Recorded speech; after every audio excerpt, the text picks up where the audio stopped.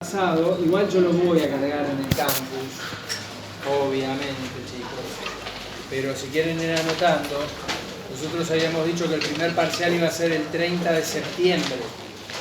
Como eso cae un viernes, si ustedes me lo señalaron en alguna clase pasada, decidimos entonces pasar al día martes subsiguiente, que es el 4 de octubre.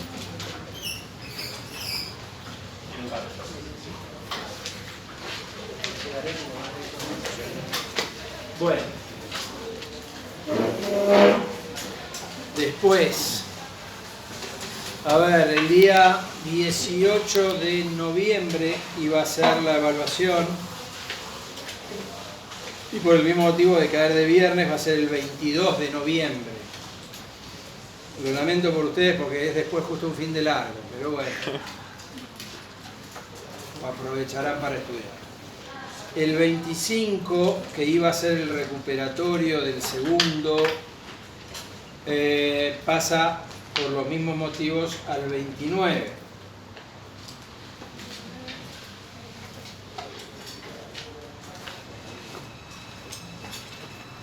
También de ese mes. Y el final, acá tengo una duda, ¿el cuatrimestre cuándo termina? ¿Ah? La primera semana de diciembre. Bueno, pero es lo que no recuerdo, por eso les estoy preguntando, porque si de ser así no va a quedar otra que tomar el final el viernes 2. Si ahora chequeamos, si no, también en el calendario que en algún lugar debería estar, si no pasa el 5. Yo no tengo idea. El 7 termina. Bueno, ¿estás seguro? Así dijo. Ese es el problema de los adverbios de cantidad, casi, bastante. No dan idea de certidumbre. Pero el 7 es miércoles igual. Por eso, pero si el día, entonces el 5 no es martes, es el lunes. ¿Te pifié ahí? Es el 6 de diciembre, vamos a aplicarlo. Desarrollo del cuatrimestre presencial del 18 al 7 de diciembre. Perfecto. Muchísimas gracias. Entonces tenemos la certidumbre. Entonces el martes 6 de diciembre será el final. Y para chequearlo y que yo no siga metiendo la pata, el día 29 de noviembre es el segundo recuperatorio.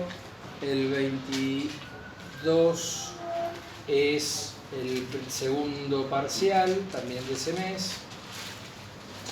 El 30 entonces de septiembre no va a ser el primer de la evaluación, sino que va a ser el 4 de octubre, que también es martes.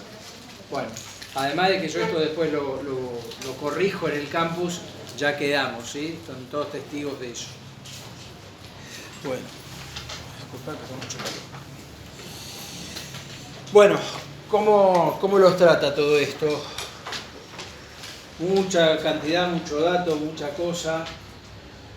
Hoy justamente estaba en un almuerzo con todos los docentes de la casa charlando un poco la dificultad que siempre tenemos nosotros por el tipo de contenidos, de intentar llevarlos a lugares donde ustedes le vean la pata práctica de estas cosas que estamos conversando y que estamos trabajando. Además de que obviamente un montón de cosas uno en la vida las estudia porque las tiene que estudiar, más provechoso es cuando uno le encuentra un sentido, obviamente, y cuando uno le puede tomar provecho. Así que cuando tengan alguna duda, cuando tengan alguna inquietud, por favor, estamos a disposición. Yo tengo unas dudas. Adelante. El otro día te quería... Sí. La primera es de atributos. Digamos, yo me parece que tomé mal apunte. La persona humana o jurídica, ambas tienen atributos. No, los Una atributos es... de la personalidad en principio son de la persona humana. Lo que Bien. hacemos es una suerte de analogía para poder entender para qué usamos las personas jurídicas. Bien. Entonces, si vos pensás que las personas jurídicas son una creación, una ficción, un invento, por decirlo de alguna manera, que tenemos las personas humanas, tiene que tener un paralelo. O sea que en persona jurídica sería una característica. Y la persona jurídica es una característica. Pero a ver, son detalles, si se quiere, Yo no te voy a poner que está mal en imparcial porque pone que el patrimonio es un atributo de una persona jurídica. Claro. A mí lo que me interesa es que vos sepas que las personas jurídicas tienen una denominación o identificación que sería las veces del nombre en la persona humana, Bien. que tienen un domicilio social que implica el lugar donde van a ser ubicados legalmente, sin perjuicio de que van a también eventualmente tener una persona jurídica varias locaciones o varios lugares, porque tal vez el domicilio social está acá en la ciudad de Buenos Aires, pero tiene una planta industrial en distintos lugares del país y un centro de logística en otro lugar. No sé si voy un poco poniendo ya más en concreto lo que hablamos, que va a tener una forma de identificación que tiene que ser distinta, como hemos visto, que va a tener entonces no una capacidad, porque capacidad tenemos las personas, pero va a tener un objeto y una actividad social. Digo, una fábrica de bulones no puede hacer otro tipo de actividad ni siquiera vinculada, sino que tiene específicamente algo por hacer en el ámbito como persona jurídica. Digo, una persona, y para ir a algo que yo por ahora lo estoy haciendo, estoy no acelerándolo para no verlo yo con ustedes, esperar a la doctora Rossi porque es uno de los temas que ella da. Digo, las personas jurídicas de carácter privado, de los que nos habla el Código Civil y Comercial, tienen distintas variantes. Es decir, que personas jurídicas, además de ser personas jurídicas del Estado Nacional, Provincial, Municipal, las entidades autárquicas, las personas establecidas especialmente los estados extranjeros, los organismos oficiales de estados extranjeros o multinacionales, digo, además de las personas jurídicas públicas, existen las personas jurídicas privadas. Las personas jurídicas privadas, que además de estar en la Ley General de Sociedades o en la Ley de Emprendedorismo como sociedades, también existen las fundaciones, las asociaciones, las mutuales, todo eso. Insisto, no me quiero meter ahí porque es tema de una clase que tiene que dar ella, pero ahí se van a dar cuenta, por ejemplo, que son distintas. De la misma manera que una persona humana tal vez tenga determinadas capacidades de hecho, no de derecho, específicas, propias, en las personas jurídicas hay algunas que por definición hay cosas que no pueden hacer. Entonces, por ejemplo, una fundación no puede perseguir el lucro para las personas vinculadas al mismo, que no quiere decir que no tenga actividad económica. Porque hay todo ahí una discusión sobre lo que es lucro, no es lucro, actividad económica, distinción, finalidad principal, finalidad accesoria, y no me quiero meter más. Pero, por ejemplo, si yo voy a hacer una fundación para ganar plata, hay algo que está mal. Que haya gente que arbitraria e ilegalmente lo haga es otro tema. También para las personas humanas está prohibido matar a otra persona y hay gente que mata a otra persona. Entonces, digo, las personas físicas y las personas jurídicas tienen ciertas cosas parecidas. ¿Se llaman igual? No, no se llaman igual. ¿Tienen muchas cosas en común? Sí, tienen muchas cosas en común. Les doy otro ejemplo. En el patrimonio. Cuando vamos al patrimonio, las personas humanas, su patrimonio tiene un régimen en la situación del... ¿Se recuerdan de la quiebra? Que necesariamente pasa por lo que se llama concurso civil o quiebra. Es decir, toda persona humana en su patrimonio propio pasa por ese lugar. No noten porque no se los voy a tomar, simplemente para que más o menos se entienda de lo que estamos hablando.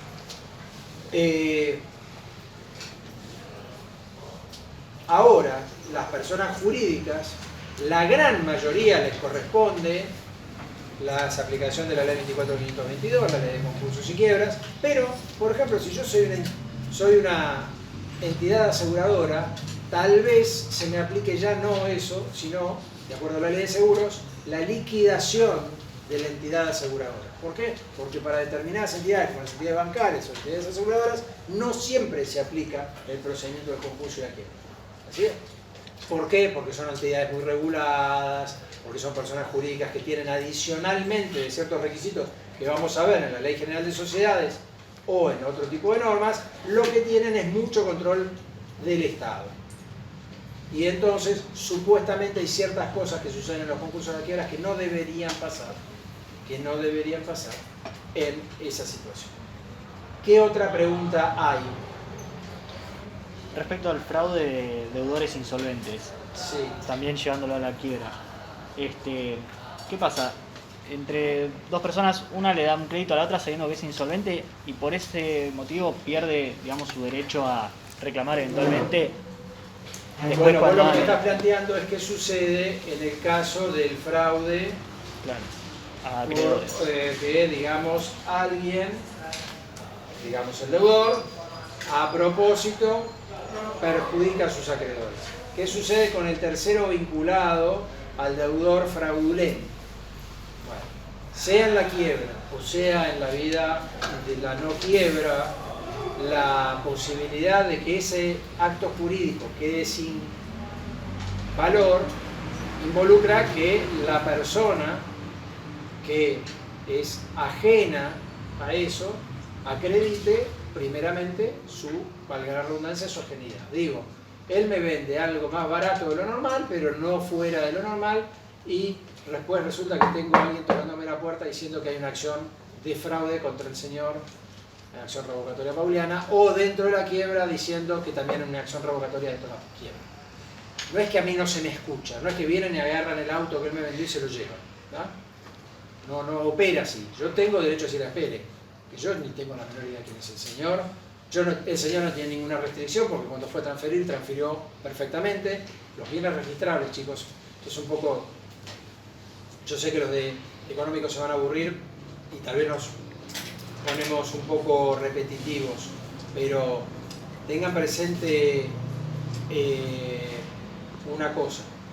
Los bienes registrables tienen una característica muy importante en el ámbito patrimonial. ¿Qué es esto de lo que les estoy hablando? Las cosas y los derechos, de las que ya hablamos, tienen distintos regímenes legales de protección. Hay ciertas cosas y hay ciertos derechos que por su trascendencia se los anota en registros. ¿Para qué? Para dotarlos de una mejor oponibilidad a terceros. Eso también está en el programa en algún lugar, pero bueno. Ah, ustedes tenían que ver la diferencia entre oponibilidad, nulidad.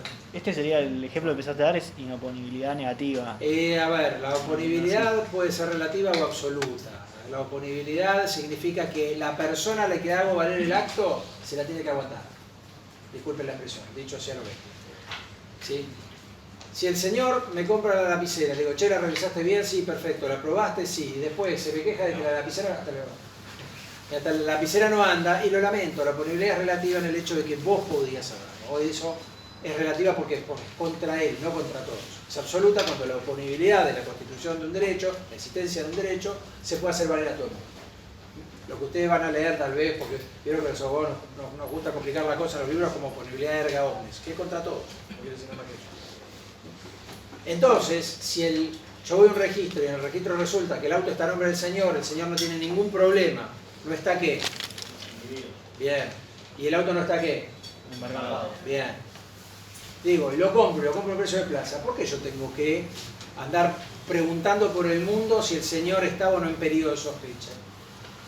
Porque lo primero que va a decir un juez cuando diga que el señor se abre el concurso o la quiebra del señor, ¿saben qué es? Anotar eso en los registros. ¿Por qué se hace eso con todos? Porque no, primero, obviamente porque hay ciertas cosas y ciertos derechos que sería extremadamente difícil de realidad registral. Digo, no hay un registro de lapiceras, pero habrá un registro de buques, hay un registro de automotores, hay un registro de aeronaves, hay un registro de propiedad inmueble, hay un registro para las patentes, para las marcas, para los nombres, indirectamente para los nombres de dominio, para la propiedad intelectual en sentido amplio y en sentido específico. ¿Se entiende?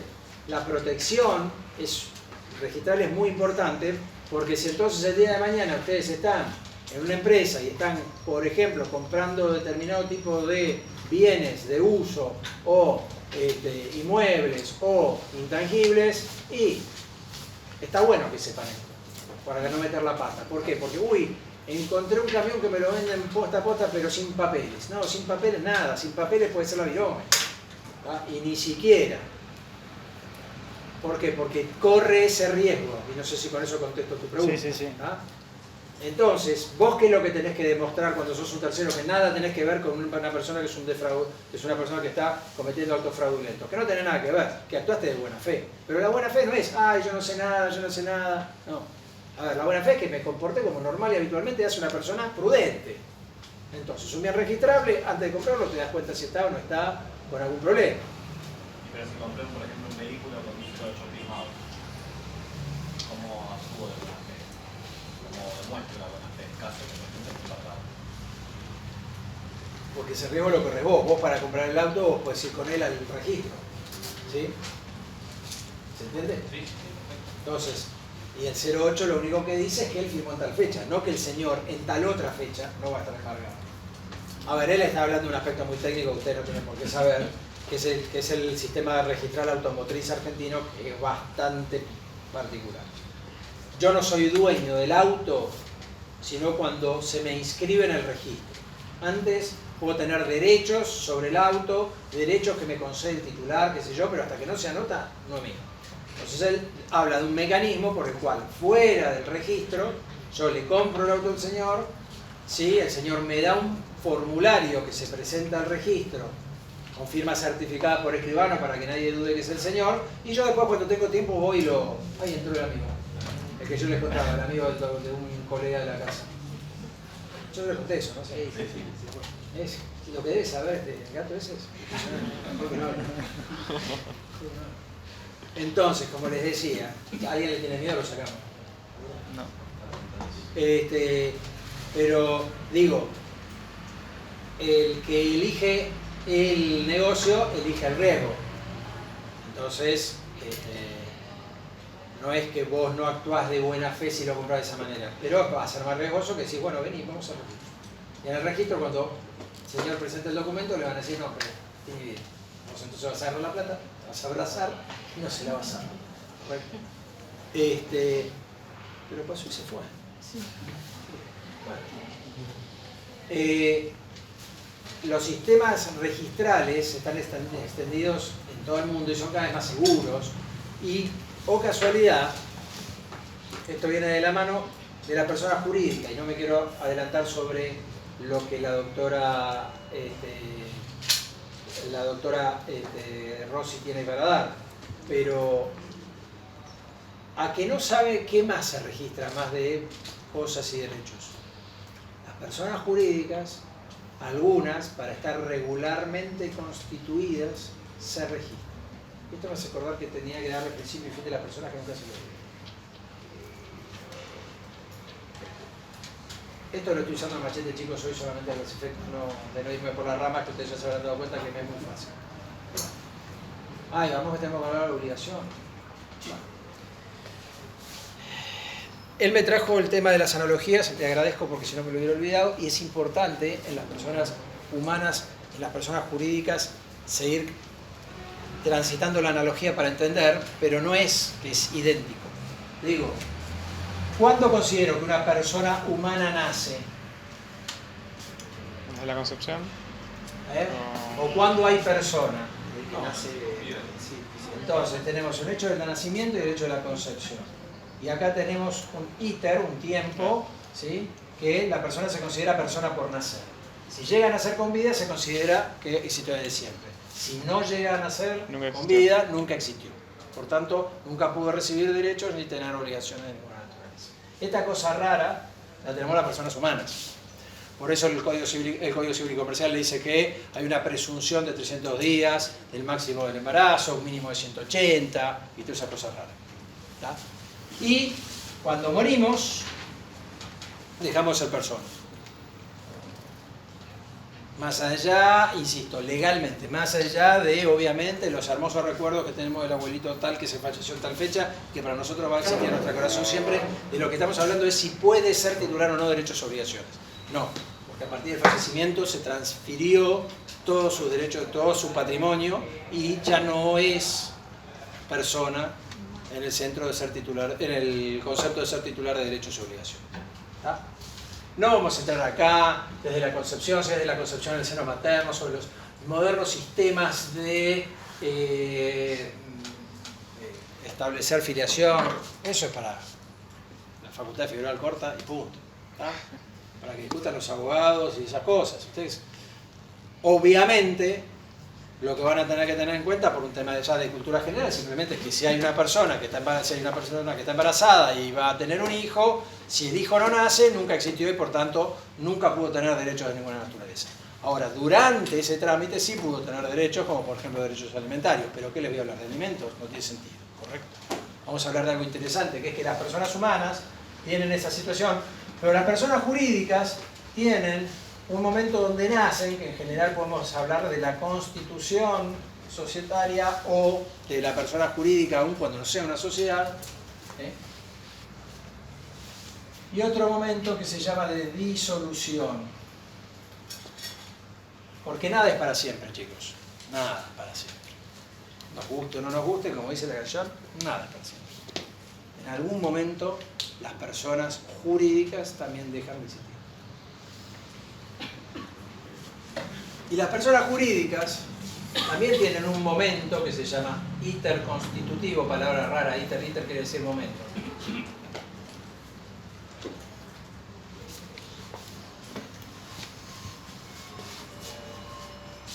Que es cuando la o las personas humanas o jurídicas que pueden darle nacimiento se ponen de acuerdo para hacerlo o deciden hacerlo. Esto lo pongo yo en términos plurales, pero podría ser en algún caso hasta unipersonal. Ahora lo voy a explicar así. Y tampoco es que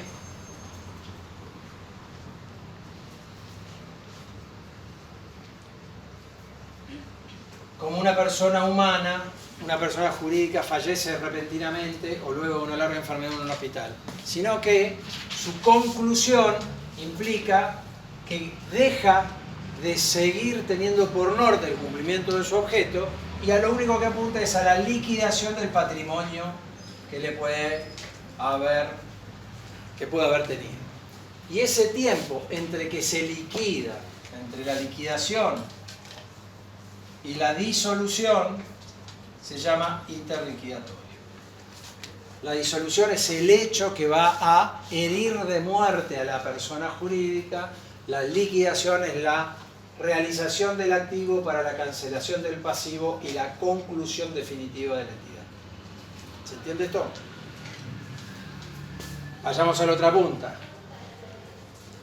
En cierto tipo de entidades vamos a necesitar desarrollar determinados actos, pero lo que tenemos en claro es que como las entidades no nacen como los hongos en la tierra, sino que tiene que haber una decisión, una voluntad de personas humanas o jurídicas de darles nacimiento o creación, durante el tiempo necesario para que esa persona nazca, esa persona jurídica entonces se la entienda constituida, también tengo que analizar qué pasa en ese espacio temporal. Digo, desde que nosotros empezamos a charlar con el señor, con la señorita, para ver si nos asociamos, si hacemos una fundación, una asociación, una sociedad, una sociedad de la ley de emprendedorismo, una sociedad anónima, una sociedad por acción simplificada, o lo que mongo fuere, hay actos preparatorios, porque cuando nace esa entidad, ya tiene, ¿saben qué? Patrimonio. Y a diferencia de una persona humana, que podemos decir, bueno, ¿qué va a tener este pobre bebé que acaba de nacer? La entidad, la persona jurídica, acá tenemos que saber positivamente qué tiene. Es decir, el patrimonio de la persona jurídica se va a componer por el aporte de personas humanas o jurídicas que se vincularon en este momento a ella. Vamos a ponerlo en términos más sencillos. En nuestro ejemplo, nos vamos a asociar con el señor o la señorita para hacer lo que fuere, ¿correcto? Y vamos a dar nacimiento a una persona jurídica que por tanto es distinta de nosotros tres. Su patrimonio no se mezcla con el del señor, ni con el de la señorita, ni con el mío. ¿Está? Esa división, esa autonomía de la persona jurídica, chicos, es lo más importante del mundo, porque las macanas de la persona jurídica son de la persona jurídica, las macanas de la señorita, del señor, lo mías son de cada uno de nosotros. Los éxitos de la persona jurídica son de la persona jurídica. Los éxitos del señor serán del señor, las señoritas serán de la señorita, los míos son los míos. ¿Ya?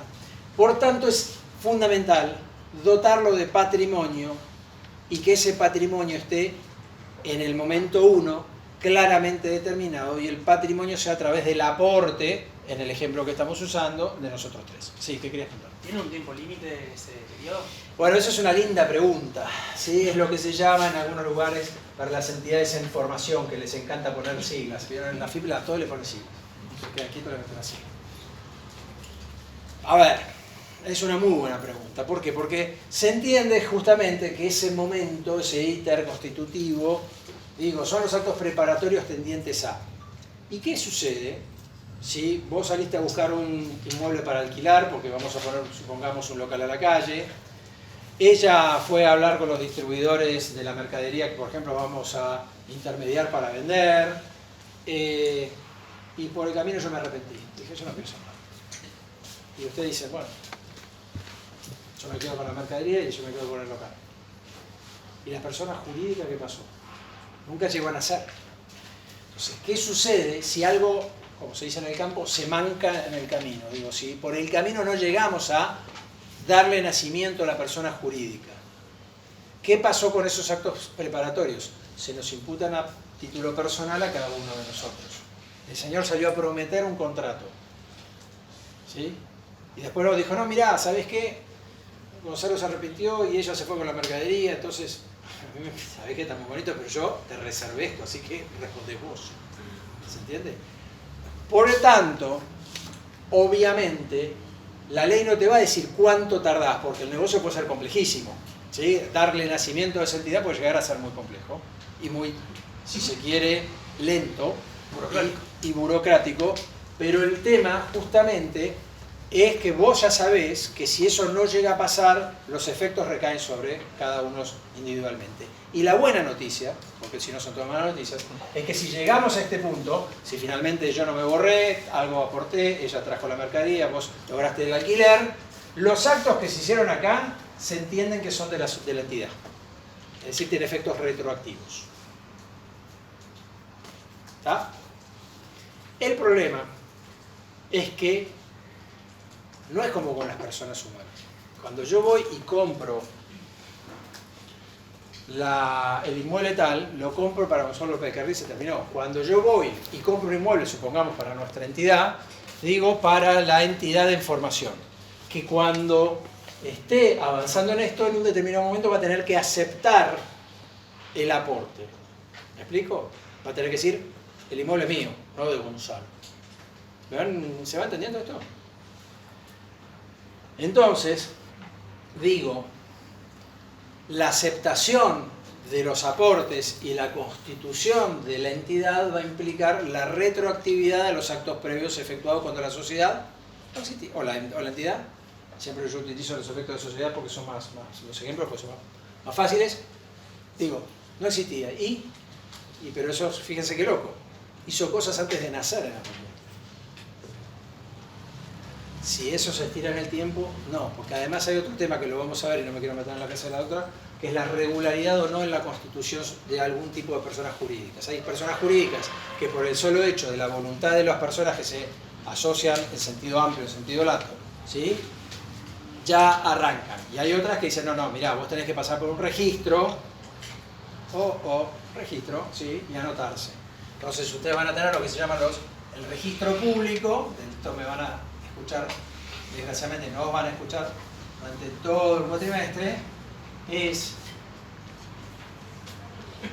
la ley no lo aclara, en algunas normas van a leerlo como registro público de comercio, en otros como otras historias, básicamente habla de personas jurídicas, pero no se llama desgraciadamente la ley registro público de personas jurídicas. Ustedes van a hablar registro de personas, registro público.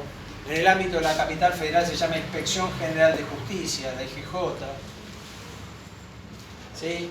En la provincia de Buenos Aires es la Inspección Provincial de Personas Jurídicas, IPPBJ.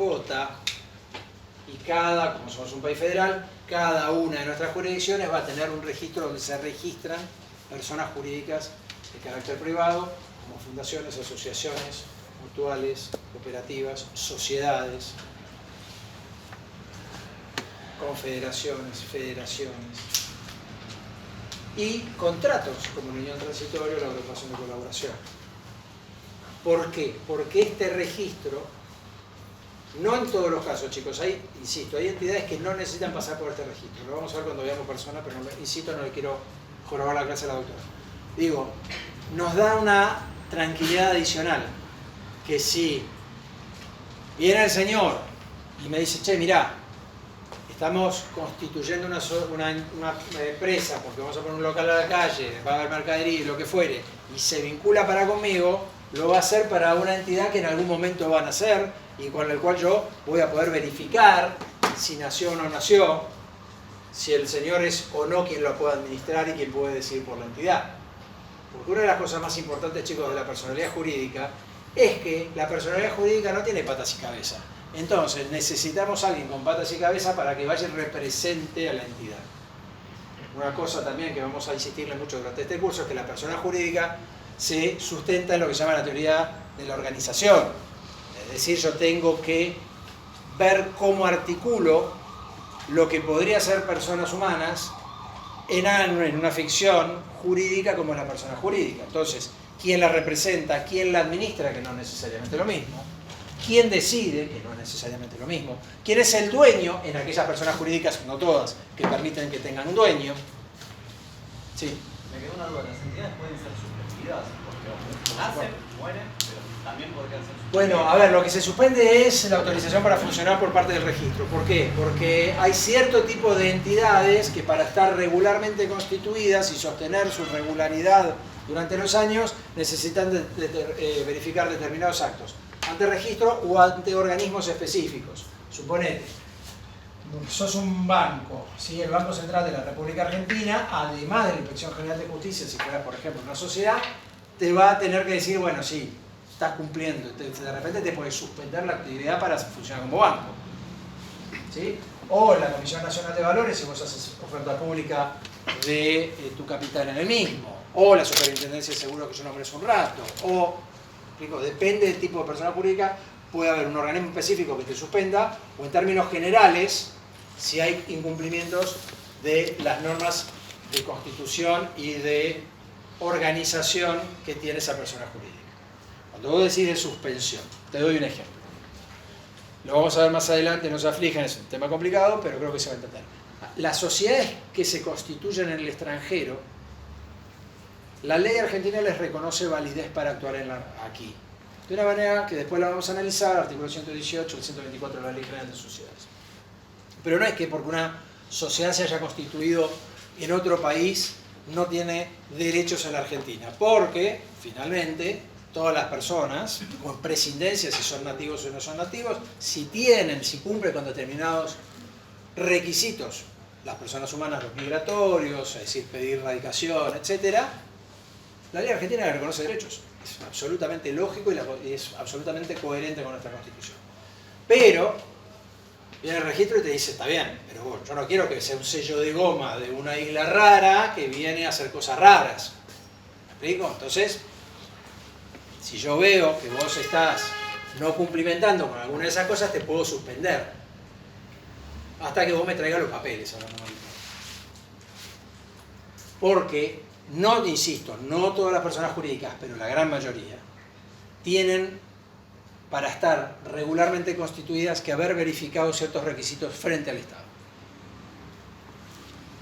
Frente a algún organismo específico del Estado, como en nuestro caso el registro público.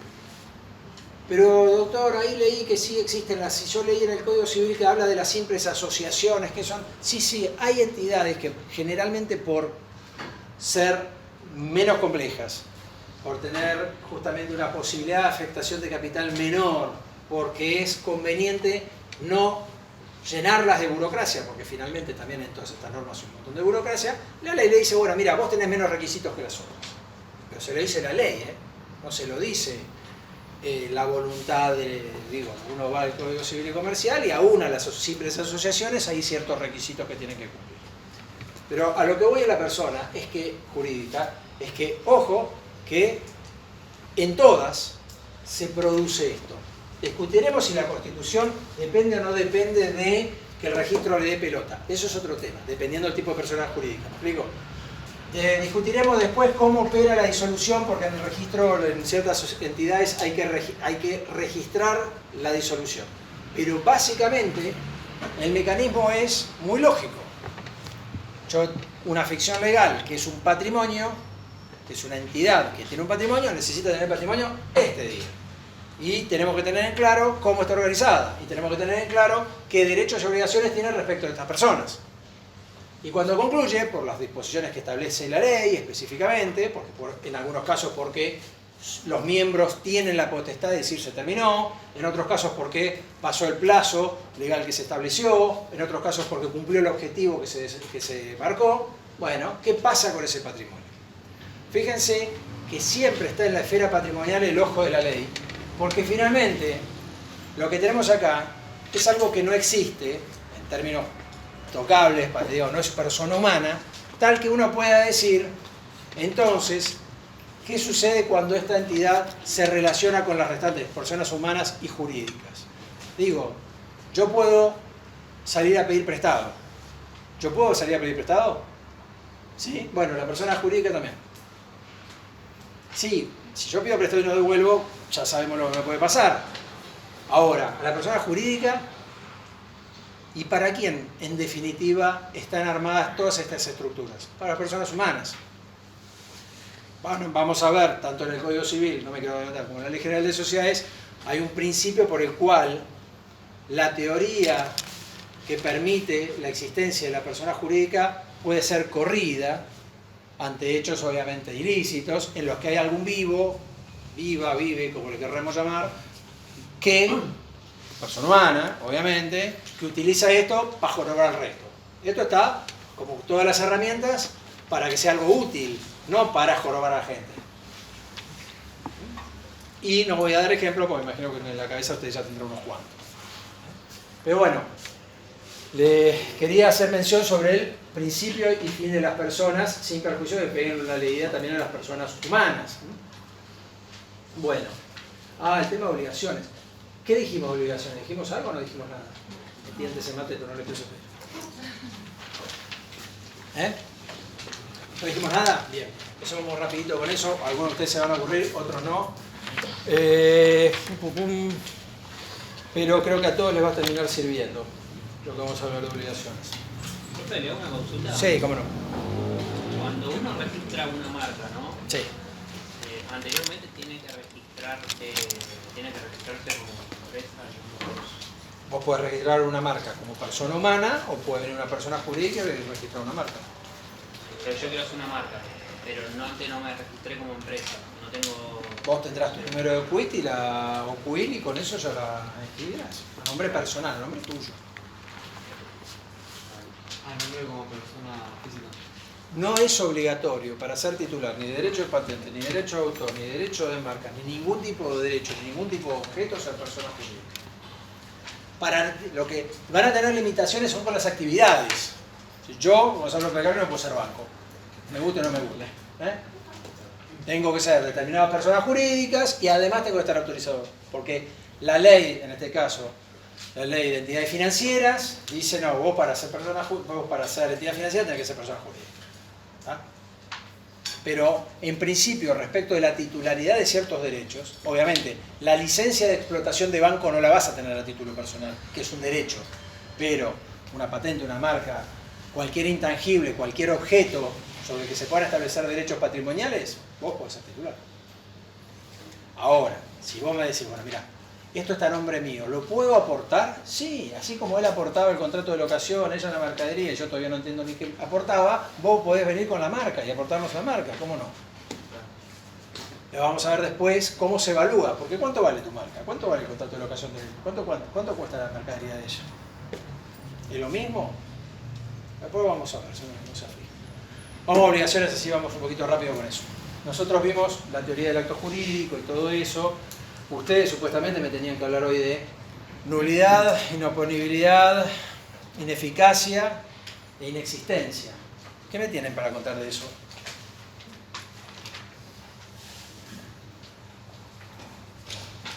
¿Nada?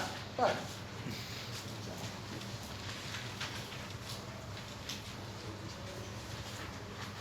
la ineficacia puede ser, digamos, se puede dar por nulidad o por inoponibilidad. A ver, ¿cómo sería eso? Por ejemplo, en un acto jurídico puede estar viciado, no sé, la voluntad o el mismo acto, o puede tener algún elemento de los que eran principales. Pero cuando yo tengo nulidad, Sí, ¿el acto existe? sí, el acto existe. Ok, ¿y el acto genera sus efectos propios? No genera efectos, tiene una sanción, Bien. digamos. Puede haber estado funcionando y tener ¿Y una la sanción. ineficacia a qué refiere? El de ineficacia. La ineficacia, exactamente. Perdón, nos estamos agarrando con él, el resto podría colaborar, ¿no? Digo, Va, lo que tirar yo una idea, lo ¿qué que le entendí, parece? lo que entendí eso que podía ser, digamos, dos caminos tener. Y lo clasificás como ineficaz si es nulo o si es inoponible. A ver, ¿cómo Eso lo sería entendí. eso? Digamos, vos lo que me decís es que tenés un género Claro, sería. que se llama ineficacia, Que comprende dos actos. que comprende dos posibilidades. Una que es la nulidad, que priva de los efectos propios, ¿Puede el ser, acto. ¿Puede ser total o parcial esa? Ahora vamos a hablar de eso. ¿Y el otro? Inoponibilidad. Inoponibilidad. Que el acto, ¿qué le sucede? Todos los efectos están... Tenés dos caminos. El primero era, tipo, puede afectar a un tercero. O sea, puede ser inoponible para un tercero. Entonces puede ser absoluta o relativa. La inoponibilidad a determinadas personas o a todas. Claro, yo lo tenía. Dentro del tercero tenés esta relativa. Ajá. O lo tenés en absoluto, dependiendo del caso. ¿Ah? La nulidad se queda sin efectos propios. Acá los efectos, para algunos, son válidos y para otros, es decir, para otros no. Es decir, en realidad es la oponibilidad y no la inoponibilidad. Yo puedo hacer valer o no frente a personas determinados efectos. Y la inexistencia es que nunca existió. Entonces, la ineficacia y la inexistencia son dos cosas distintas. Hay todas unas teorías raras, no se aflijan, pero digo, la oponibilidad ya estuvimos hablando, por ejemplo, en el ámbito registral. La nulidad habla de que el acto no tiene posibilidad de tener efectos propios. Acá tengo un acto válido, en principio, pero que no lo puedo hacer valer a determinadas personas. Por eso se habla de inoponibilidad cuando uno lo estudia, más allá de que uno tendría que tener bien claro el concepto de oponibilidad, que si no lo estoy definiendo por lo negativo. El acto está lindo, precioso, pero ¿sabes qué? A mí no me lo sé valer.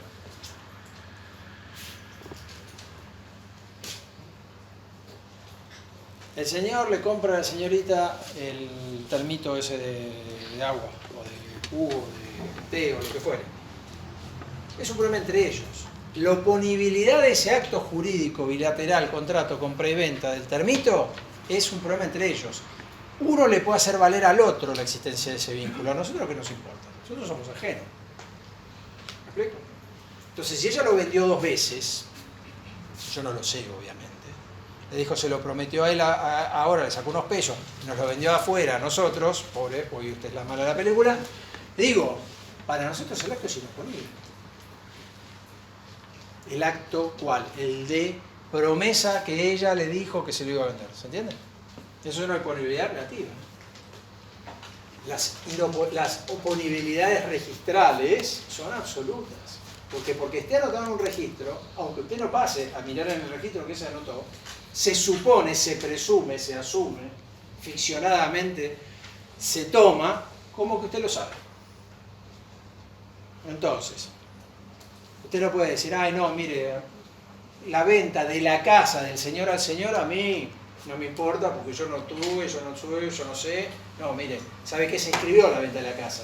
Entonces la oponibilidad es absoluta. ¿Está? Bien. Obligaciones. Muchachos. La obligación tiene muchas causas y ahora les voy a explicar qué es la obligación. Esa es la primera confusión que ustedes pueden tener. Es decir, tiene muchos porqués, muchas fuentes. No es la causa fin, no es por el acto jurídico la finalidad perseguida, sino de dónde proviene. ¿Por qué? Porque obligación ustedes tienen un deudor y un acreedor, por el cual el primer sujeto tiene que realizar a favor del segundo una determinada prestación. Ese vínculo jurídico, ¿seguro que no lee esto? Tengo un déjà vu como si lo hubiera... Bueno, digo, ese vínculo jurídico tiene que tener un porqué. Yo le debo al señor porque le prometí una plata, yo le debo a la FIP porque la ley me obliga a pagar impuestos, yo le debo a mis hijos porque la ley dice que tengo que pasar alimentos. El yo debo tiene millones de causas, ¿sí? De las denominadas causas fuentes, generadoras de la obligación de un sujeto a favor de otro. ¿Sí? Y la prestación puede consistir en un dar, un hacer o un no hacer.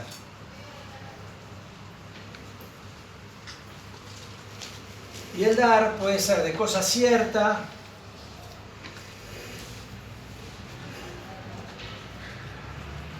cosa incierta, y dentro de cosa cierta hay un montón de clasificaciones, chicos, pero estoy hablando de las que me interesan, las de dar sumas de dinero. Qué problemita que tenemos acá. Porque de eso sí tenemos que hablar en la Facultad de Ciencias Económicas. Y de esta, chicos, lo voy a volver un poquito locos. Profe, Sí. ese dinero tiene que ser moneda nacional, ¿no? Sí. Ah, esa es una muy buena pregunta. Claro. 730, 765, no son colectivos suburbanos, son artículos del Código Civil y Comercial. A ver, si justamente entendemos por dinero, dinero de curso legal en la República, ¿sí? Moneda, o podemos entender también a monedas extranjeras o sucedáneos de moneda. Ahora vamos a entrar sobre el nominalismo y el no nominalismo, pero vamos primero por esto. La prestación puede ser un dar o ser un no hacer.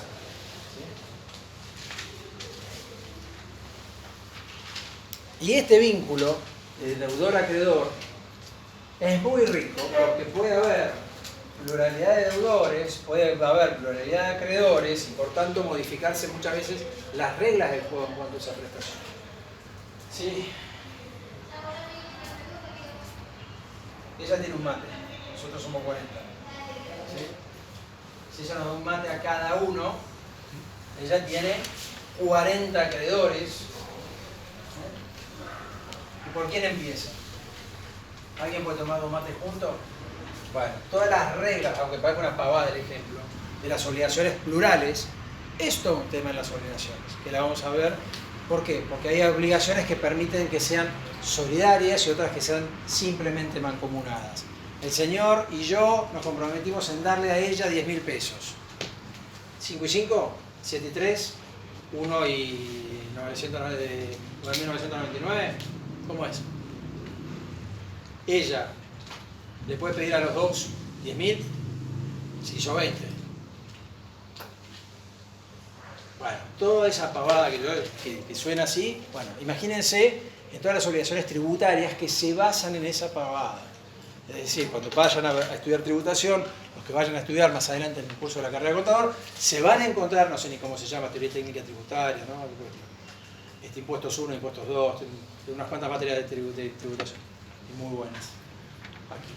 Digo, van a entender que esta pavadita de la que estamos charlando hoy a la noche y les va a servir.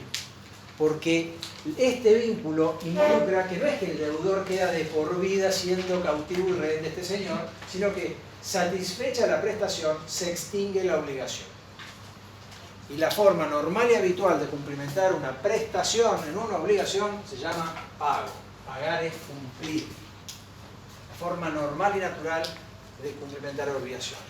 Va a haber obligaciones que son de las que se llaman de efecto instantáneo, es decir, que se concluyen con la prestación, van a tener obligaciones que son de tracto sucesivo, es decir, que periódicamente se repiten, piensen en un alquiler, en un pago periódico. Y también van a tener que tener en cuenta en las obligaciones que,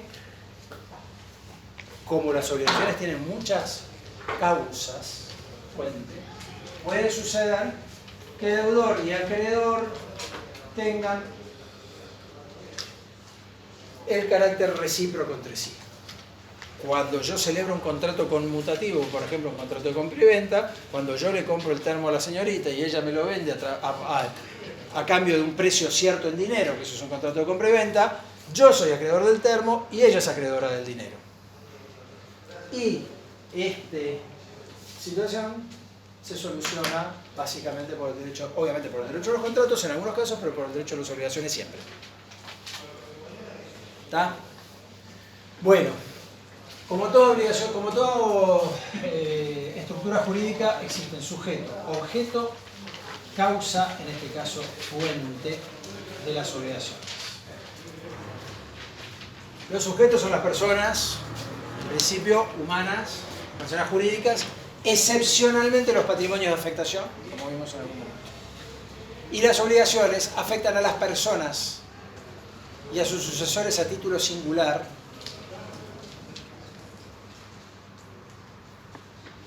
en la medida de que sean transmisibles. Hay obligaciones que se pueden transmitir, otras que no. Una obligación económica, obviamente que es transmisible. Ahora, hay otras obligaciones que son personales. Tengo en cuenta las características personales del sujeto y no me da lo mismo que a mi cumpleaños venga, no voy a hacer nombre porque una vez lo hice sin un tremendo lío, el grupo tal a tocar que venga el grupo cual. No es lo mismo. Digo, el sujeto involucra básicamente la figura del deudor y el acreedor, y la ley habla de la posibilidad de la existencia de un tercero pero que no es parte de esta estructura, para el cumplimiento de lo que se llama la subrogación. Hay determinado tipo de obligaciones que permiten que alguien las cumpla por el deudor, y esa persona, por tanto, se pone frente al deudor en la misma posición del acreedor anterior. Fácil. Los 10.000 pesos que le debíamos a la señorita, viene ella y lo paga por nosotros, que seguimos haciéndonos los tontos por los 10.000 pesos. ¿Quién es nuestro acreedor? Ahora es ella. ¿Está? No ella. Que se ha subrogado en los derechos. ¿Esto existe en todo? No, obviamente hay cierto tipo de obligaciones que esto es imposible de verificar. Y ahí la figura del tercero involucra, por ejemplo, justamente la sustitución del sujeto.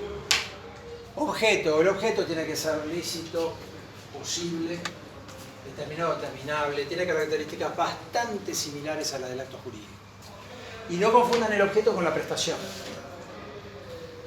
¿Sí?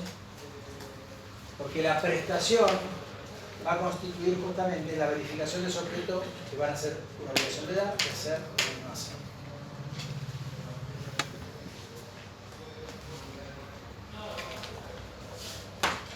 Causa.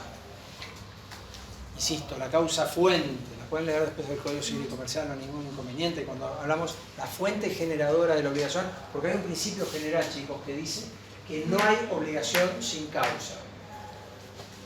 Supónganse que yo me confundo y alguien me dice que le tengo que dar a la persona que se sienta en primera fila en mis clases un dinero. Y yo me confundo y en vez de dárselo a él, que es realmente quien se lo tengo que dar, se lo doy a ella.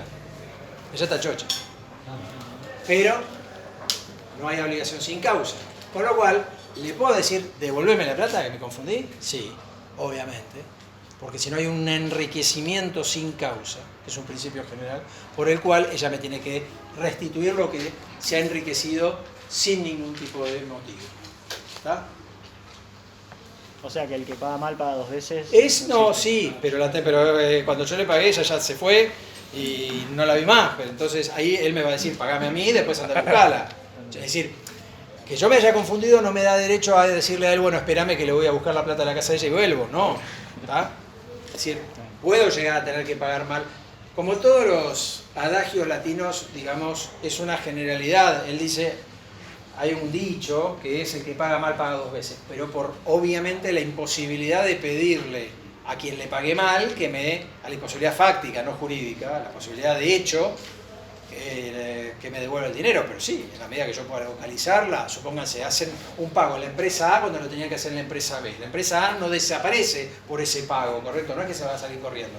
Ahora, van a tener que gestionar la devolución del dinero, de mostrar empresa A que en un pago que no tenía causa y les va a terminar devolviendo el dinero. Será sin intereses, será después de un tiempo de hacer el reclamo o lo que fuere, pero obviamente que corresponde.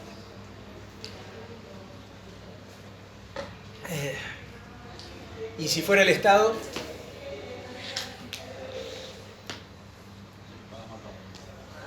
El que paga o el que recibe la plata. gran problema, ¿no? Sí, no, al principio se aplica igual, pero uno de los temas interesantes a tener en cuenta, chicos, es cómo es la administración financiera del Estado, que en esta facultad se estudia para algunas materias muy bien. Digo, el Estado para cumplir ciertas obligaciones depende de si tiene o no tiene presupuesto. Entonces dependerá de la aprobación o no del presupuesto anual si tu deuda, si tu crédito, mejor dicho, está considerado. Entonces puede ser que te digan, es el año que viene. Entonces, ojo. Bien.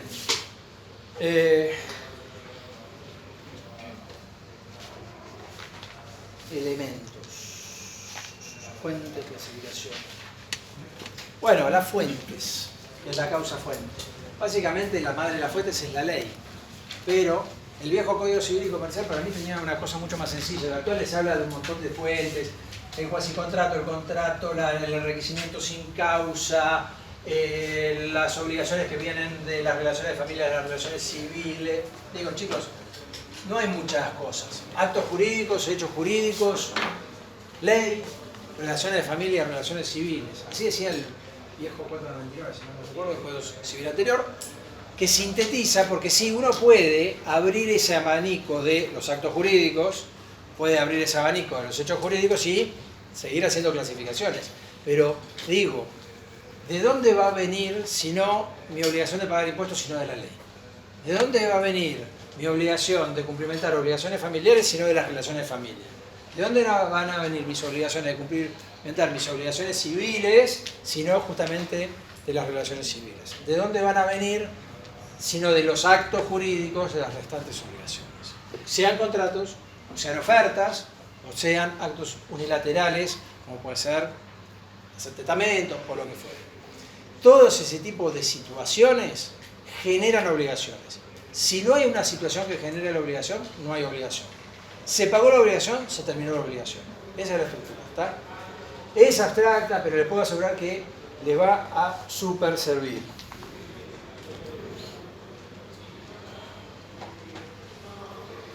Bueno. Yo le dije hace un rato que la ejecución directa de las obligaciones involucra el cumplimiento, el pago. Uno los asimila a las obligaciones de dar suma de dinero, pero piensa en todo tipo de obligaciones. Si yo tengo que entregar una mercadería, si tengo que hacer un trabajo profesional, por ejemplo, nosotros como profesionales, el día de mañana, digo, hay que hacer un dictamen, hay que hacer una presentación ante un organismo como la FIP, hay que elaborar el proyecto de balance o el balance de una empresa. Son todas obligaciones, en nuestro caso la mayoría de hacer. Hay una enorme cantidad de clasificaciones de las obligaciones. Yo nunca le pego cuál tendríamos que ver. Ahora tal vez abro un PPT para ayudarme. Pero básicamente piensen que las que más a menudo van a encontrar son aquellas obligaciones donde tengamos que identificar a alguien que cumpla. Y por tanto, las obligaciones plurales es algo importante que ustedes tengan en cuenta. La obligación puede ser plural en el hecho de que acreedor haya más de uno, o deudor haya más de uno, o ambos. Entonces, cuando se da esta circunstancia, tenemos que ver si el cumplimiento de la obligación puede o no ser divisible, y de serlo, si podemos atribuirle a alguno de los deudores o a alguno de los acreedores la facultad de recibir el todo o dar el todo. Digo, yo le debo los 10.000 pesos que le debíamos a ella, él y yo.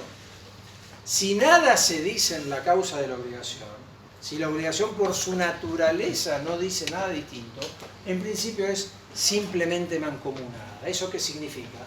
Que ella podrá reclamarle a él la proporción que a él le corresponde y reclamarme a mí la proporción que le corresponde. Ahora, a ella no le va a gustar nada esa situación porque no tiene que andar corriendo los dos. Para eso la ley tiene una solución, que es la que se llama la solidaridad, por la cual cualquiera de los deudores responde por el todo de la deuda y cualquiera de los acreedores puede reclamar el todo de la deuda. No es que la solidaridad solamente opera en forma pasiva, sino en forma activa o pasiva también. Entonces, ¿ella qué hace? Lo agarra a él preferible, o a mí, y dice, ¿sabes qué? Después arreglate con Gonzalo, a mí me ponen los 10.000 pesos. ¿Está? Obviamente que si los dos somos deudores, o si los dos fuéramos acreedores, tenemos derecho a, y tenemos una acción de regreso sobre la otra persona, decir, che, puse las 10 lucas yo, pero hay una parte que es tuya. Pero ya es un tema entre nosotros, no del acreedor. ¿Se entiende? Entonces, la solidaridad, y además la solidaridad es un tema que no es lo mismo que vamos a ver en el campo societario, pero que parte de algunas ideas similares, involucra entonces que ella puede reclamar el todo de la deuda, ¿sí?, sin tener que agredir el patrimonio de uno y agotarlo. ¿Me explico? Y ella elige. ¿A quién va a elegir? ¿Qué le parece? Vamos al campo de la vida. El que tenga menos riesgo. El que tenga más plata y que pasa mano y que se la pueda manotear más fácil y que se pueda defender menos. ¿Ah? Al que le pueda cobrar más rápido. Entonces, es un principio en el cual yo tengo una persona que la tengo que ir a buscar a Mendoza y otra que la tengo acá, ¿quién le voy a cobrar primero? ¿El que tengo acá? Es un principio muy útil.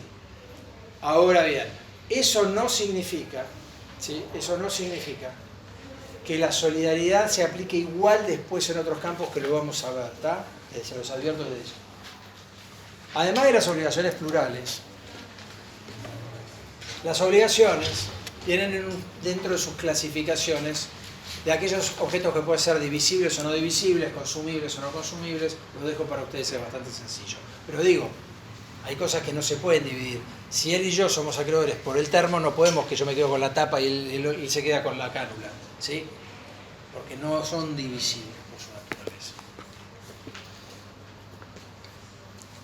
Y hay objetos, o mejor dicho, hay obligaciones cuyo objeto puede ser una prestación de dar una cosa cierta y determinada, y más específicamente la ley les habla de las obligaciones de dar suma de dinero.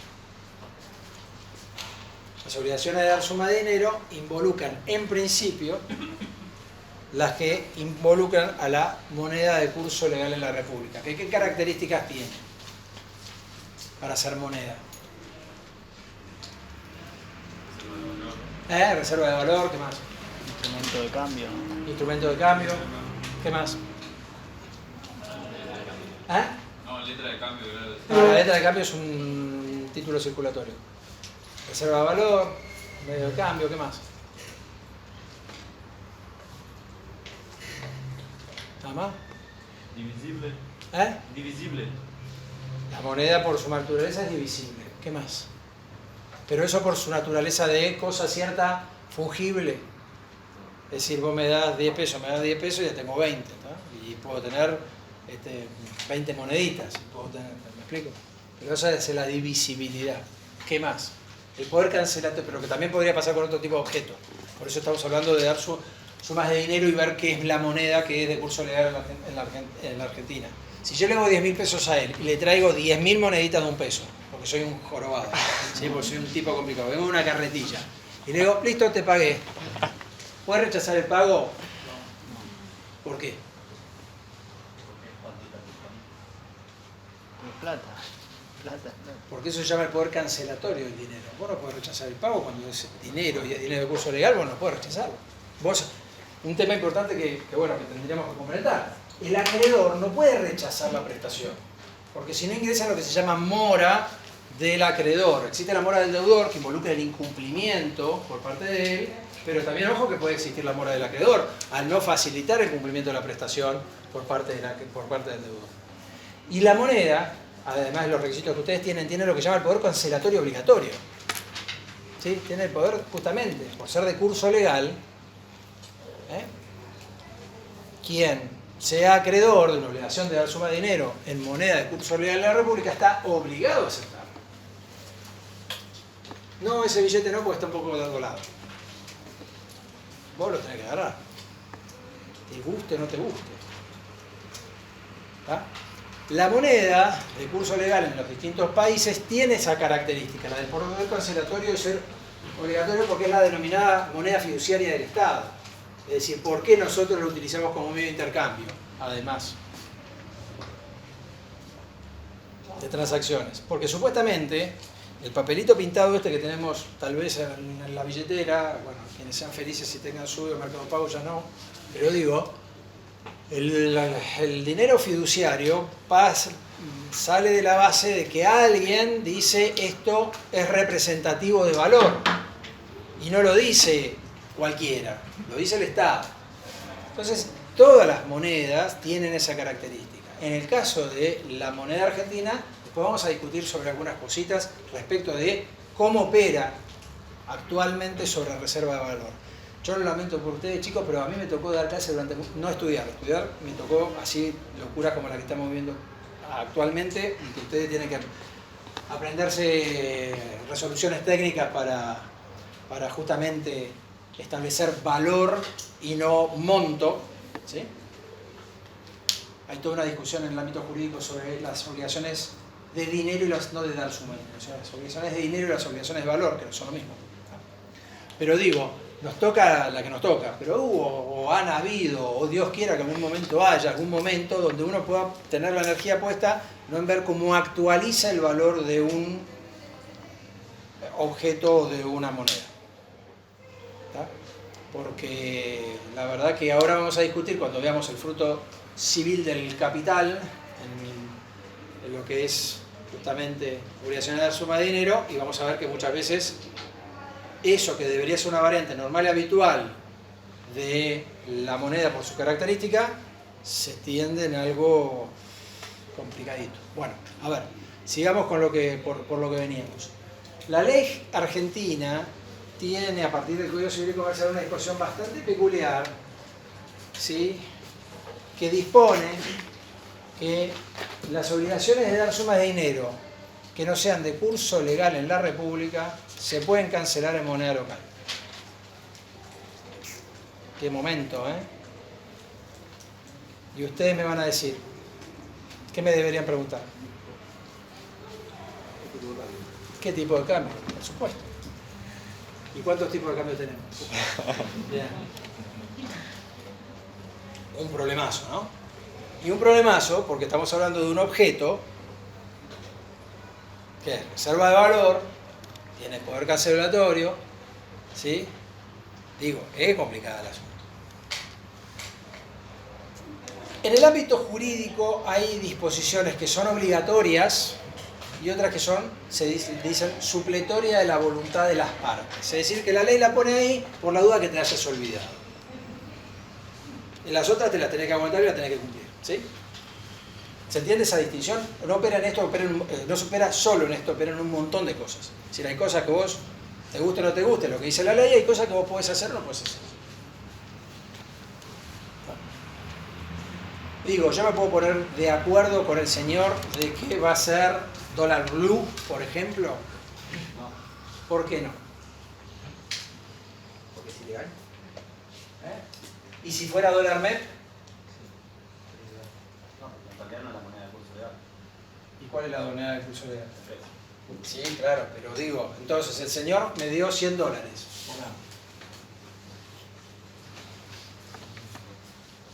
¿Cuánto está el oficial hoy? 148. 140. Y 7, 127. ¿Cuánto se lo me falta? Dos. ¿Estamos ahí? Bien. Voy corriendo a agarrar 14.000 pesos ahora ya. ¿Listo? ¿Estamos de acuerdo? No, porque el que tiene que soltar los $100 no va a estar de acuerdo, ¿no? Bueno. Entonces, digo, ¿y el dólar MEP? ¿A cuánto estará ahora? No sé. ¿Eh? El MEP. ¿Eh? Lo tenés claro, ¿no? Hay varios que... Bueno, está Facultad de Ciencias Económicas, estamos bien. ¿Sí? ¿Y el blue? 291. 291 ese la tiene clarísimo. Y así podríamos hacer. Y esto es todo distinto. ¿Compro lo mismo con esto? ¿Compro lo mismo con esto? ¿Compro lo mismo con esto? No. Bueno, tenemos un problema ahí, ¿no? Legal, con esta 730, ¿no? ¿730 es? Fíjense el Código Civil. ¿Qué dispone esto?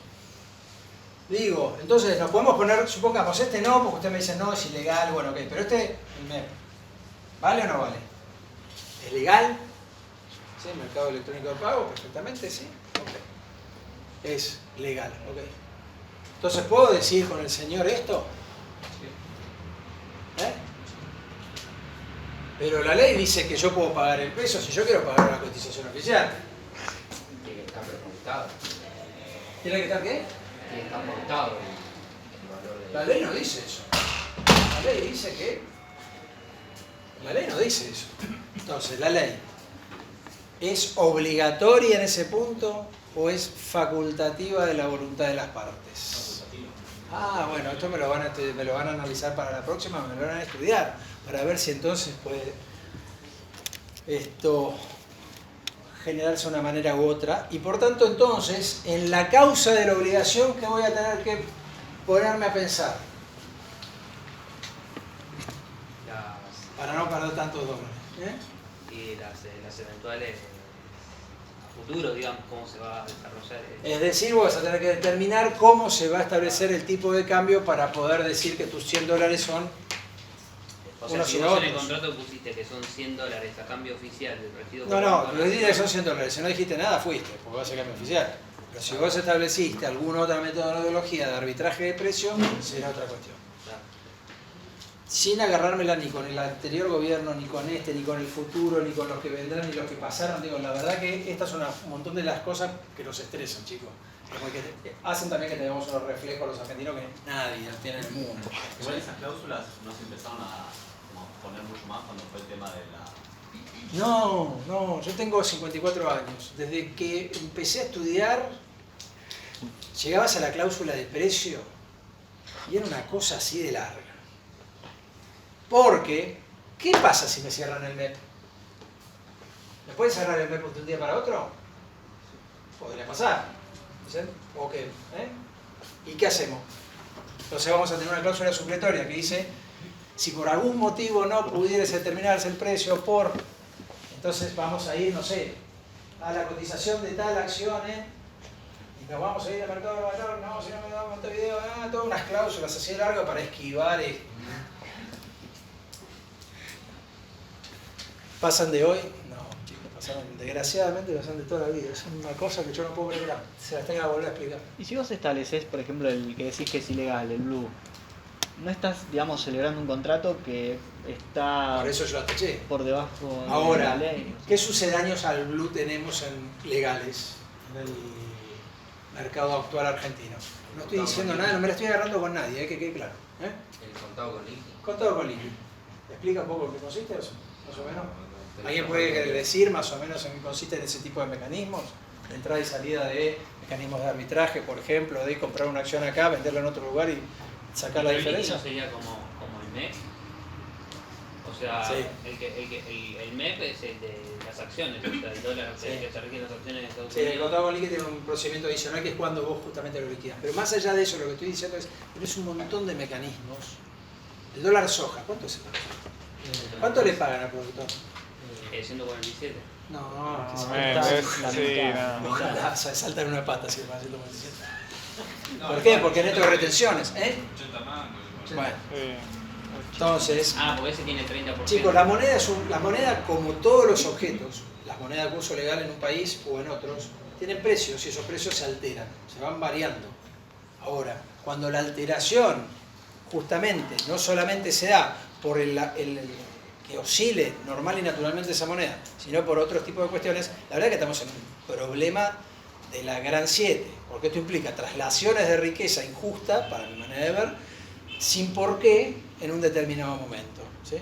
Me tocó hoy vender dólares para pagar sueldos y la verdad me quedó en caja una plata, compré dólares, porque estoy buscando siempre, chicos, desgraciadamente, reserva de valor. Estoy buscando reserva de valor porque desgraciadamente hoy no lo tengo respecto a mi moneda nacional, no es porque es nada más que eso. Tampoco tan real porque el dólar también se devalúa. Todas las monedas se devalúan y finalmente, y todas las monedas o se aprecian también, porque hay monedas que se aprecian, qué sé yo. Pero lo que voy es que es una mercancía. El dinero también es una mercancía. El problema es cuando el dinero pierde sus sentidos fundamentales. Y además, perdón, bueno, obviamente la inflación no es un fenómeno hoy no solamente argentino, sino mundial. fuera de este problemita, y por el cual ustedes me van a explicar la clase que viene, entonces si esto es de orden público o no, es decir, si lo puedo dejar de lado o tengo que pagar mis deudas a 147, que estoy fascinado, porque si las tomé en dólares y las pago a 147 voy a estar fascinado. ¿Tá? Digo, eso me lo van a averiguar ustedes para ustedes. Pero ya tenemos en claro qué es entonces la moneda. Bien. Y la moneda, el señor dijo muy correctamente que es divisible y que es fungible. Y la moneda, al ser divisible, permite entonces su transmisión parcial o total. Pero las obligaciones, ojo, no son divisibles en su naturaleza, sino en sus características. Digo, yo puedo dividir el dinero, pero si yo le debo 10 pesos al señor, el señor no está obligado a tomarme 5,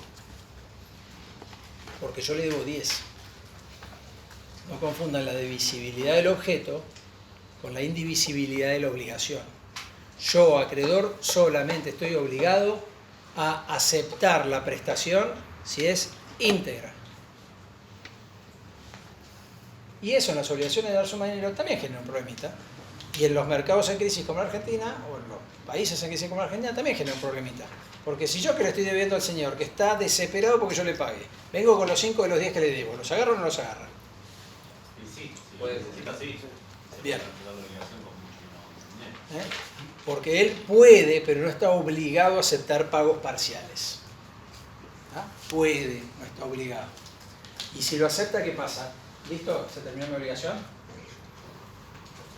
No, porque el pago es parcial. Y ahí tenemos todo un tema respecto justamente de las imputaciones de pago, es decir, qué deuda estoy pagando, la más vieja, la más nueva, lo que fuere. Y dentro de la misma deuda, ¿qué ocurre con los intereses? ¿Qué son los intereses?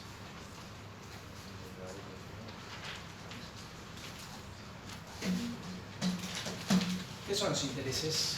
Que estudiaron económico lo tienen que saber. Un violín. El precio. El precio, es una forma de interpretarlo. Como un recargo. Podría ser. No. Tiempo del valor del dinero. Ese es otro. Bueno, a ver, vamos. Hay una definición que dice que el interés es el fruto civil del capital. Y en realidad el interés tiene una doble variante conceptual. Después, obviamente, las leyes la complican y le ponen nombres raros y lo vamos a pelear un rato ahora con eso. Pero puede ser que la plata genere ese interés, ese fruto, producto de un precio, como el señor dice, yo te presto la plata a tal precio y después me la devolves con ese precio, ¿sí?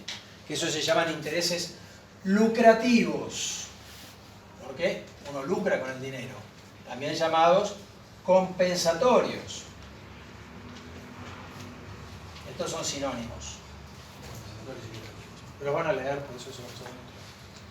Y distinto es cuando, como dijo ella, creo que dijo que era como una sanción. Algo dije.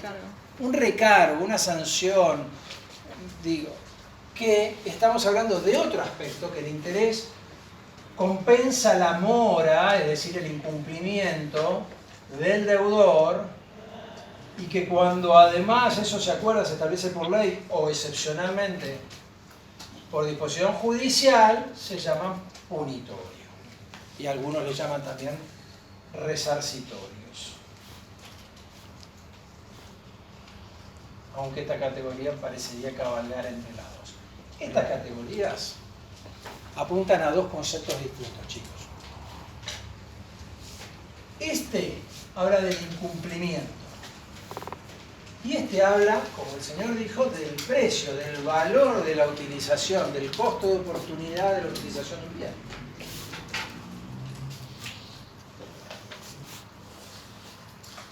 ¿Se entiende de lo que estamos hablando? Y no confundan, porque acá partimos de algo que está mal desde el punto de vista de las obligaciones. Que puede ser habitual, pero que está mal. Es decir, si yo al señor le dije que el 5 de abril le tenía que traer un capital y no se lo traje, un determinado monto de dinero, no se lo traje, estoy incumpliendo.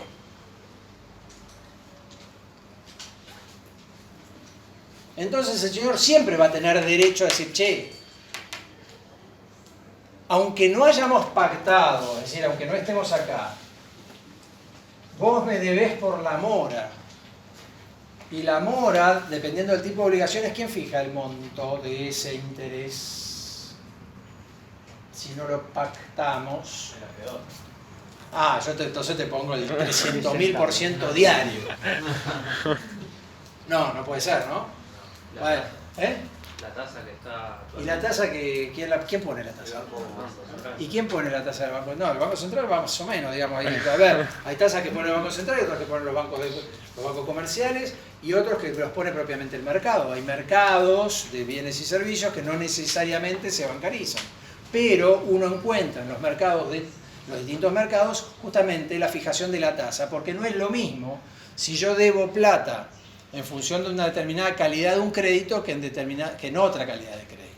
Supuestamente deberían ser más onerosos en aquellos donde esto está más presente y menos en otros. ¿Está? Pero es una regulación que, aún con intervención del Estado, muchas veces es del mercado. Obviamente el Estado puede ingresar a regular esa tasa por diversos motivos. ¿Sí? Para morigerar las obligaciones en un determinado momento de alta inflación, para facilitar un determinado mercado y no facilitar otro. ¿Tá? Pero no es que el Dios Estado dice eso. Muchas veces son los propios mercados los que establecen cuáles son las tasas. ¿Tá? Y el punitorio me lo establece el pacto. Yo llegué a través de un acuerdo. Puede ser que me lo establezca la ley, excepcionalmente un juez, pero esto no los confunda. Parten ambos del incumplimiento, pero en el moratorio no hay previsión respecto del quantum de la tasa ni la forma de pago de la deuda, que sí podría haber acá, y ustedes también tienen que tener presente el concepto de cláusula penal.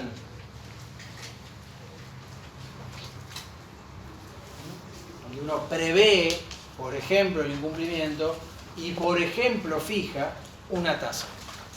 El señor acordó conmigo darme una determinada suma, o yo con él, que eran el 5 de abril, y por día de retardo en el pago de esa obligación, fijamos los dos, nos pusimos de acuerdo, antes de que yo me mande la macana, tanto por ciento. ¿Y puede ser ilegal ese? No, vamos a ver después lo que son los conceptos de usura, Claro. que es otro tema. Pacto, no sé. Sí, y eso, Si pacto, por ejemplo, no sé, un 500%. Bueno, por eso le digo, sí, un 500, pero si yo le digo, usted está en Suiza, pacta una tasa normal argentina, ¿qué le pasa? No, edifica usura en Suiza. Es decir, la usura como concepto es tomar una porción significativa del capital a través del interés, pero que es absolutamente subjetivo en función del territorio en el que estamos y la realidad económica en la que estamos. No sé cuánto está la inflación en Suiza, pero estará por el 8. Digo, si le pones un 60, que acá no sería nada del otro mundo, va preso en Suiza. Estamos en un 60, la verdad, una cosa que no se puede.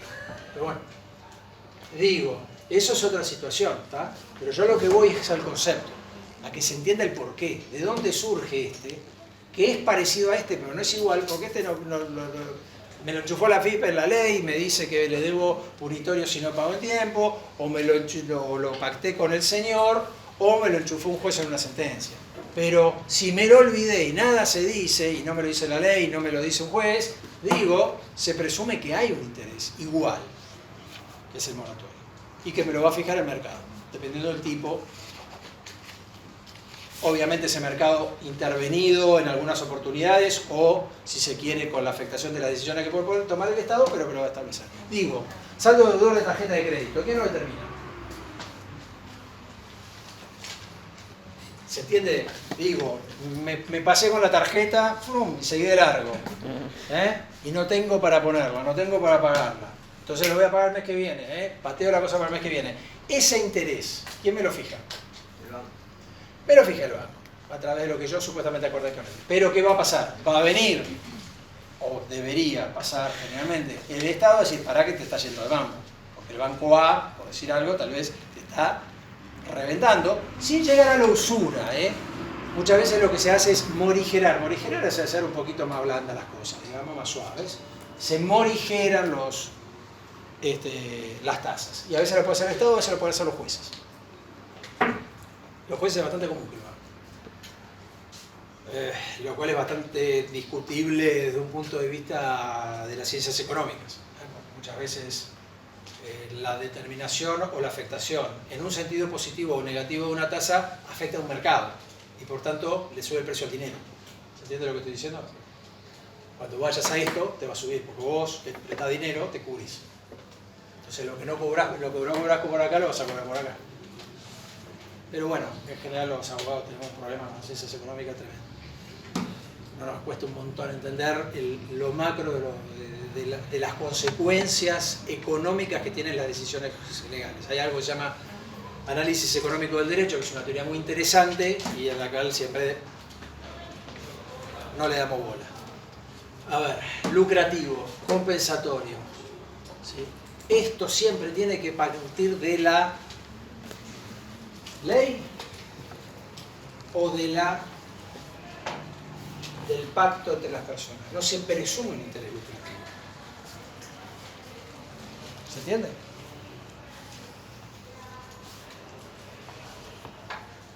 La ley puede establecer que en determinadas situaciones vinculares haya intereses compensatorios. O la otra opción, que es la mayoritaria y la más habitual, es que surja del convenio, del acuerdo. Porque nadie está obligado a prestar plata gratis y nadie está obligado a prestar plata. Si la presta y no quiere establecer un precio, allá él. ¿Está? Pero el concepto que yo quiero que entiendan, chicos, está en la causa del interés, finalmente. Y pueden convivir, no es que si está este, no está este, si está este. No, no.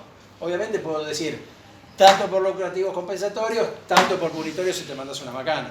Sí. ¿Cómo era el tema de los intereses sobre los intereses? Interés del interés. ¿Qué es el interés del interés? Interés compuesto. El interés compuesto. ¿Qué más? ¿Cómo más se llama? Tiene muchos nombres, ¿vieron? Tenía... Además el nombre legal que te está buscando anatosismo. Pero no sí, es eso. Interés compuesto. Hay un montón de nombres. El interés del interés no está prohibido. El problema, ¿saben dónde lo tiene? Creo 765. Que usted va leyendo, puede estar apurado porque colgaron la materia hasta el último momento, entonces se pone a estudiar para el parcial y dice, se encuentra algún artículo que dice, no se den intereses de intereses. Punto seguido. Y después siguen con otra cosa. Dice, salvo que provenga de un convenio, provenga de la ley o provenga de una disposición judicial. Chicos, si ustedes llegan a encontrar un interés del interés que no provenga de un convenio, de la ley o de disposición judicial, nos sacamos el premio Nobel. Porque lo que hace la norma es invertir el principio en excepción y la excepción en principio. Lo único que está diciendo la ley cuando dice no se deben intereses de intereses, no está prohibiendo el anatosismo o el interés compuesto, sino lo que está diciendo es no se presume. Tiene que surgir de algún lugar. Si él me aplica un interés y nada decimos, es simple. Si en lo que nosotros convenimos, él me aplica un interés que se capitaliza periódicamente, en la capitalización de intereses es de lo que estamos hablando, también el interés del interés, es válido, con determinadas situaciones que nuestra ley civil y comercial ahora establece, que es que la capitalización no puede darse en una periodicidad menor a 6 meses, que también es, desde el punto de vista de la teoría económica, bastante opinable, porque nuevamente nos va a poner más caro el precio del dinero. Pero eso es otro tema. ¿Se entiende lo que acabo de decir? Porque es medio chino. Digo, son válidos si son convencionales o si los dispuso una ley. Digo, la FIP no me capitaliza intereses, más vale que me capitalice intereses en cierta determinada deuda. Me revienta la cabeza. ¿Cómo que no? O porque una disposición judicial dice, ¿sabes qué? Como vos no estás cumpliendo una sentencia, se te va a capitalizar el interés que va a generar. Insisto, chicos, si ustedes me traen en una situación donde se capitalizan intereses por fuera de esas 3 situaciones, nos sacamos el premio Nobel seguro, se lo firmo ya. La ley lo único que les está diciendo es no se presume la capitalización. La capitalización no se pactó, o te la enchufó la ley, o te la enchufó un juez.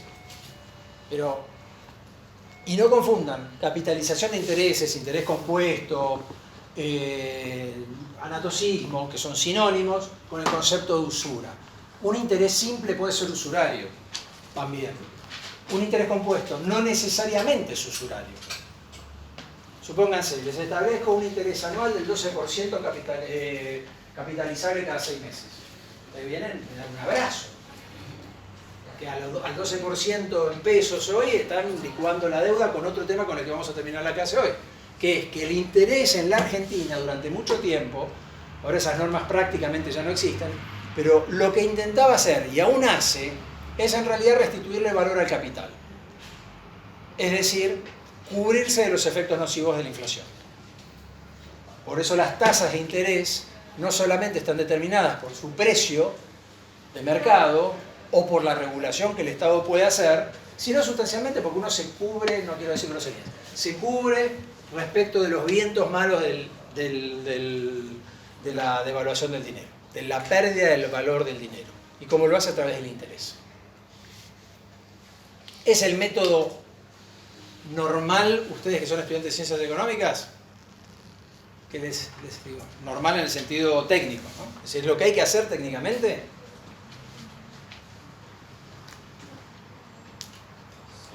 ¿Por qué? Porque en realidad el interés lo que persigue es... El pago del precio o el pago de un incumplimiento. Conceptualmente estamos de acuerdo. Ahora, lo que pasa es como que la actualización de deudas durante mucho tiempo estuvo prohibido, legalmente prohibido. Sí, la ley de convertibilidad, si alguna vez escucharon hablar de eso, prohibía la indexación y la potenciación de deudas, las prohibía. Tapamos el sol con la mano, no pasa. Pensamos que justamente, como decía el señor, a ver, la inflación afecta al dólar, al yen, a monedas mucho más firmes, y digo, es un fenómeno económico la inflación o la deflación, son fenómenos económicos, pero digo, esto que por ley digo no pasa, es una maravilla argentina, de la 23928, la ley de convertibilidad. Digo, prohibía la indexación, entonces uno decía, pucha, está bien, podría haber menos inflación, pero de todas maneras habría que cubrirse respecto de la actualización de los valores de los bienes. ¿Qué pasa con ustedes con los balances? ¿Qué hacen? ¿Qué es eso? Actualizamos por inflación. ¿Cómo me dijiste unas palabritas que se me... RECPAM. No me pregunte la sigla porque en este momento... RECPAM, no, porque yo soy de la época de la RT6. Sí, ¿no? es de la... Resolución técnica 6 del Consejo Profesional. Entonces se volvían locos los contadores. Digo, teniendo que aplicar una resolución que les decía justamente cómo expresar en moneda de curso legal y al mismo tiempo no devaluada por la inflación el valor, por ejemplo, de los activos y de los pasivos de una empresa. No los envidio nada. Prefiero seguir sabiendo de leyes y no de eso. Es un dolor de cabeza, pero el interés muchas veces lo que intenta cubrir es esa destrucción del valor de la moneda. Y por eso muchas veces uno se encuentra con esas tasas que hasta numéricamente parecen desmedidas. Porque ha sido un efecto indirecto. Entonces, si yo tengo también un mercado regulado en el que yo no tengo mucha posibilidad de negociar con el señor los ajustes de precio, ¿cómo me cubro? Con el interés.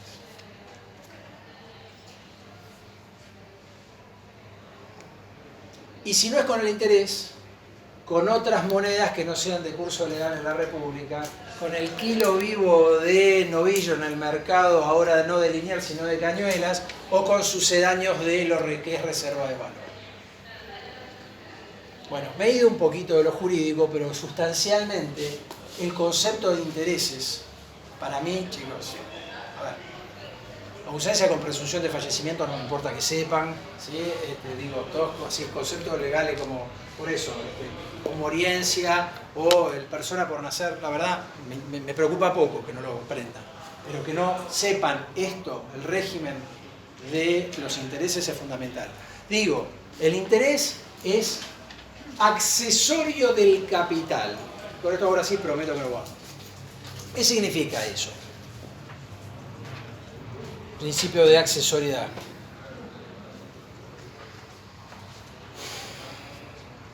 Puede estar o no. El cálculo se va a realizar sobre la base del capital. Yo ya se los había dicho la vez pasada. Cuando un objeto o un derecho es accesorio de otro, es que depende de eso para existir. La accesoriedad, a diferencia de la principalidad, no vive de por sí. ¿Está? Entonces, si algo es accesorio de lo principal y se extingue lo principal, ¿qué pasa con lo accesorio? Se extingue. Esto parece chino básico, pero chicos, es tan sencillo como si yo le debo a él 10.000 pesos y supongamos 1.000 pesos de interés y vengo y le pago los 10.000 pesos y él no se queja, ¿qué pasó con los 1.000 pesos? Fuiste. ¿Por qué? Porque si se canceló el capital y nada se dijo respecto del interés, se presume que se fue allá, porque es accesorio, se fue. ¿Está? Entonces hay un tema que para mí es muy importante y siempre insisto en estos cursos, y seguramente googleen o entren en todos los grupos y lo van a entender, que yo hincho mucho con esto, que es, a ver, no puede ser que alguien no sepa que el recibo por cuenta de capital, si nada dice que diga que el recibo por capital, si no dice nada respecto de los intereses, importa para la ley que al acreedor no le calientan, disculpen la expresión, y por tanto no lo va a poder volver a reclamar, porque si se murió lo principal, se llevó lo accesorio. Ahora, por eso hablé yo hace un rato, ¿se acuerdan de pagos parciales? Pago parcial. Yo le debo 10 pesos, pero le debo 1 peso más de intereses y le traigo 5. Bueno, el pago a cuenta de capital e intereses, simplemente esa formulita tonta o expresarlo de una manera que quede clara, es lo único que les pide la ley para que ustedes no renuncien a sus intereses ni ese capital que no han percibido. Y en mi experiencia de 30 años de abogado, la cantidad de veces que me he agarrado la cabeza diciendo, pero ¿quién está en pagos? ¿Quién está no en pagos, en cobranzas? ¿No se puede hacer un sellito que diga la recepción? Algo que deje clarito esto que está en pago. Bien. O qué cuenta estoy pagando.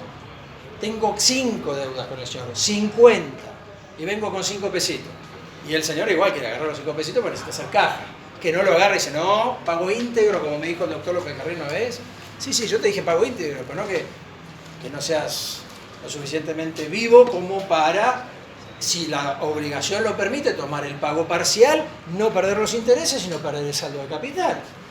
No es necesario que te vayas a analizar la obligación, porque vos tenés 50 y no tenés tiempo en ese momento para darte cuenta cuál es cuál. Entonces, la imputación de pago, es decir, decidir a qué cuenta va cada cosa, ¿a quién le corresponde? Si el pago no es total y no es integral, le corresponde al acreedor. Si el pago es total e integral, le corresponde al deudor.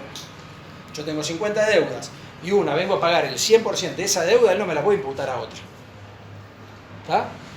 Pero si yo no hago un pago íntegro, él lo imputa como quiere. Y si no lo imputa, ¿a cuál se va a imputar? A la más vieja, para perjudicarme lo menos posible a mí. ¿Por qué? Porque es la que va a generar más intereses. Todas estas reglitas pavas, que están en el librito ese que se llama el Código Civil y Comercial, son lo que yo les hincho mucho en esto, y les voy a hinchar la clase que viene, específicamente porque no puede ser que no la sepan, que no sepan el interés, que no sepan distinguir un interés punitorio y un resarcitorio, que no sepan cuándo estoy pagando bien y cuándo estoy pagando mal, porque es elemental. Y además, más allá de los medios de pago electrónicos y modernos y lo que fuere, van a seguir existiendo estas discusiones. Y particularmente, como digo, ha sido una clase bastante larga en ese sentido, cuando uno se encuentra con una realidad económica bastante particular, en la cual uno no puede hacerse mucho el exquisito y decir, no, bueno, un pago parcial no lo tomo. Y por ejemplo, en las sentencias extrajudiciales, Sí. ¿Quién establece el criterio de cuando son pagos a cuenta, por ejemplo, por un embargo de sueldo, o cuando viene y paga cada tanto? Principio de integridad del pago. Si una sentencia dice vos tenés que pagar 5 y vos venís y pagás 4, el acreedor no está obligado a tomarte el pago, con lo cual te va a generar más interés sobre el saldo. Porque no está obligado a tomártelo. ¿Y en caso de conciliaciones? Conciliaciones, saldo. El señor está hablando de algo que hoy yo no llegué, que llegaré la próxima, que es un método de extinción de las obligaciones que se llama compensación. Cuando deudor y acreedor son recíprocamente tales, las deudas lo permiten, y se extinguen hasta donde alcance la menor. Una cosa muy pava. Yo le debo 5 pesos a él, él me debe 10 pesos a mí, él me debe 5. Listo. Eso es lo que vos estás hablando, que es finalmente una conciliación de saldos. Pero, ojo, porque por más que sea dinero, si el dinero de él tiene vencimiento acá 3 meses y el mío es de ejecución instantánea, es decir, que tengo que pagarlo hoy, no hay conciliación que valga. ¿Está? Ojo, porque la característica sustancial de la compensación, además de que sea de la misma especie y calidad, es decir, que sean cosas fungibles y divisibles y por tanto susceptibles de ser compensadas, porque no solamente el dinero, podría ser cierto tipo de materiales, harina, granos, etc. Digo, además de eso, tiene que haber que deudor y acreedor estén en calidad de exigir al otro el cumplimiento de su obligación, si no, no hay compensación posible. Acuérdense, hasta donde alcance la menor. Si fuera hasta donde alcance la mayor sería maravilloso. ¿Qué otras dudas? Nada, seguimos la próxima. Sí. Son dos rápidas. Cuando hablamos de moneda extranjera, sí, el acreedor no tiene ninguna obligación en aceptar la moneda extranjera. Esa es la pregunta, porque lo que te dice la ley es que el deudor se libera de la obligación cumpliendo en moneda de curso legal de la República. Entonces, ahí se genera el conflicto. Si se quiere, yo no estoy de acuerdo con ese artículo, no por una cuestión, fundamentalmente porque para mí trastoca el orden lógico de las obligaciones. Si vos me prometiste una computadora, no una botella. Si vos me prometiste yenes, no me prometiste dólares ni pesos. No me importa cuál está mejor, cuál la gente se lo quiere sacar de encima y cuál la gente lo quiere atesorar. Vos me prometiste eso.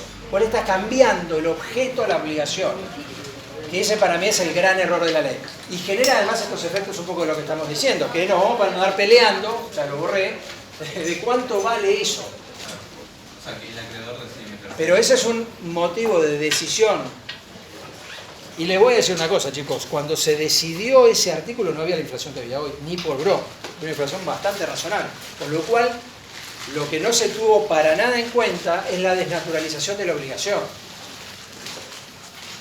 Que lejos de correr a la utilización de monedas extranjeras como reservas de valor y como sucedáneos de transacciones, las impuso. Esta es mi, no pido que nadie la comparta, mi postura de ese artículo que básicamente fue una propuesta del doctor Lorenzetti, uno de los miembros de la Corte actual, de establecer esto para facilitar supuestamente el deudor. Y lejos de facilitarlo, lo complicaron, porque las cláusulas ahora son así, además chicos, vamos a ser bien claros, yo presto, soy un banco, supóngase, y él es una pobre empresa, y le pongo cláusulas de arbitraje de moneda el señor, ¿qué sabe? Está vendiendo y comprando, no puede ir a ver el mercado de la Conchinchina a ver qué mongo pasa, eso lo puedo manejar yo. Finalmente yo le estoy imponiendo las condiciones de todas maneras, ¿me explico? Eso después lo vamos a ver en alguna clase, pero la dinámica contractual implica que alguien siempre en algún punto le impone al otro algo. En algunos casos es aceptable, en otros casos es inaceptable. Yo creo que esta disposición, lejos de ser tuitiva, es decir, protectoria, si se quiere, de las partes débiles en las relaciones comerciales y contractuales, les tira tierra, porque los somete a esto. Lo que vimos anteriormente. Y finalmente el que está agarrado, y no quiero decir grosería, pero el que está agarrado es el deudor. Porque el que tiene que cumplir es el deudor. Entonces, yo te vengo a pagar, ya no vamos chicos. Digo, yo te vengo a pagar, no te lo agarro, no lo agarro. Bueno, a ver, sí, no, pero el profesor me dijo que el acreedor está obligado a, sí, pero mientras tanto te hago ingresar en la mora. ¿Me explico? Y vos no tenés ni un escribano ni un juez al lado para que diga, este es un HDP, perdón, que le quiere hacer, se está abusando de su derecho y quiere hacerlo incurrir en mora al pobre deudor. Eso en la práctica no te sucede. Lo que te sucede es que te llegando sobre el vencimiento de la obligación a pagar y el tipo te diga, no, está la chica no. ¿Me explico? Entonces, frente a esa situación, la más arreglada, la contadora que fuera, ya te mandaron un escribano, te encontrás con un problema cuando vos decías, ¿sabés qué, flaco? Vos sabías el primer día que me tenía que traer esto. Genera para mí un conflicto al cambiar el objeto finalmente de la prestación. Y un objeto que, como hemos visto, no es nada fácil, ¿no? No es nada fácil de determinar. Bueno, nos vemos la próxima, chicos. Chao, gracias.